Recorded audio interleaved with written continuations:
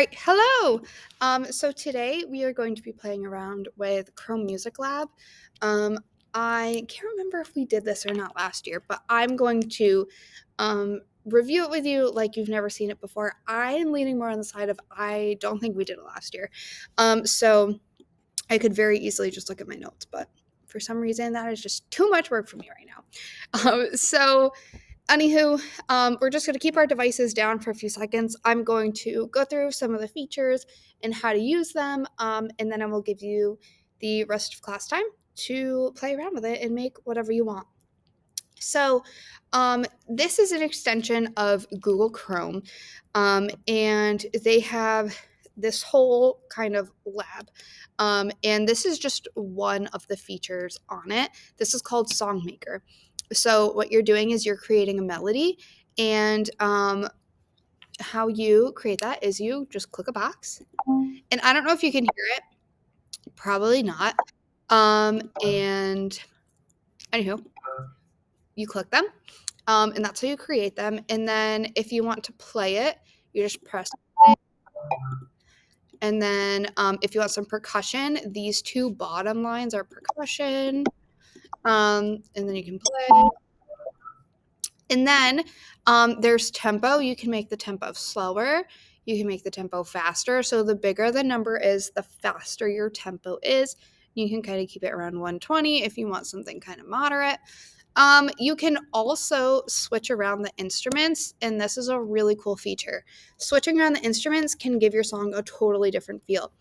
So the circle on the left will switch the instruments for your melodic instrument. So right now it's marimba, but I can click it and it could change to piano, click it again, strings, click it again, woodwind, and then if you click it again, synth, and then if you click it again, it goes back to marimba.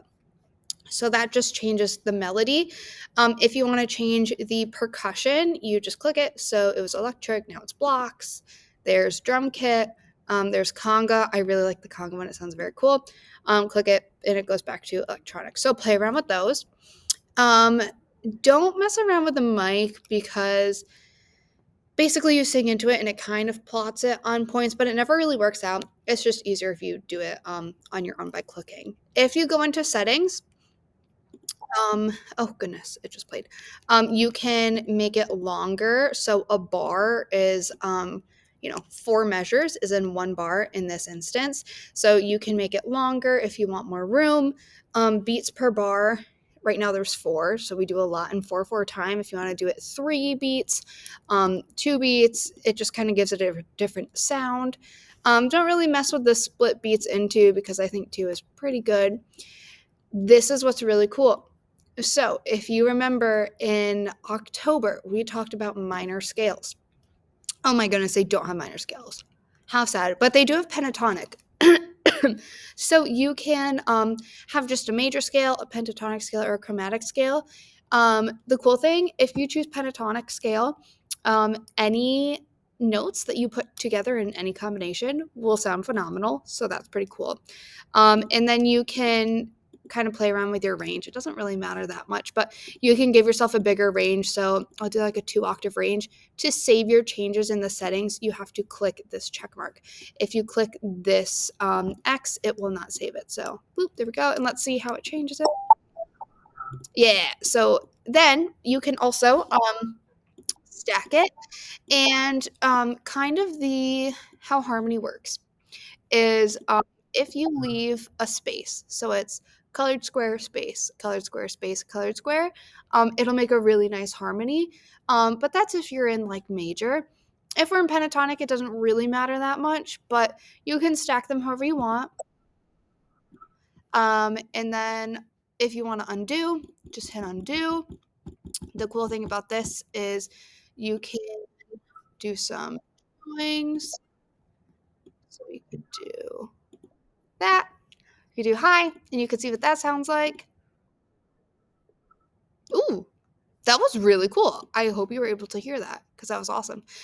So you can play around with, you can write your name. Some people like draw hearts and they do that.